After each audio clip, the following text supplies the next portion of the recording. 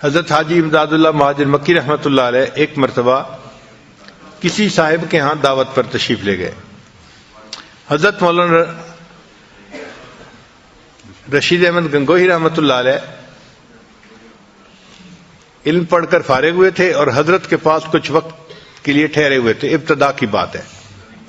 تو حضرت نے انہیں بھی ساتھ لے لیا. ایک اور بزرگ بھی تھے, شاید حضرت مولانا فضل الرحمان گنج مراد آبادی رحمۃ اللہ علیہ تھے.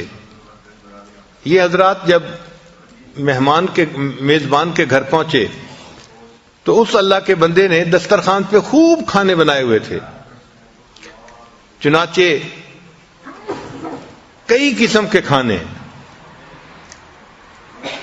عام دستور تو یہی ہے کہ اندھا ایک کھانا بنا دے تو ایک قسم کا کھانا کافی ہوتا ہے, مگر اکرام ہوتا ہے.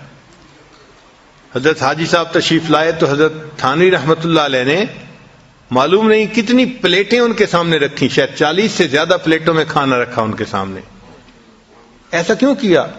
بھئی یہ اسراف نہیں, بلکہ نہیں معلوم کہ جو آنے والا مہمان ہے اس کی طبیعت کو کیا چیز مناسب ہو, لہذا کئی سارے کھانے بنوا دیے اور سامنے رکھ دیے.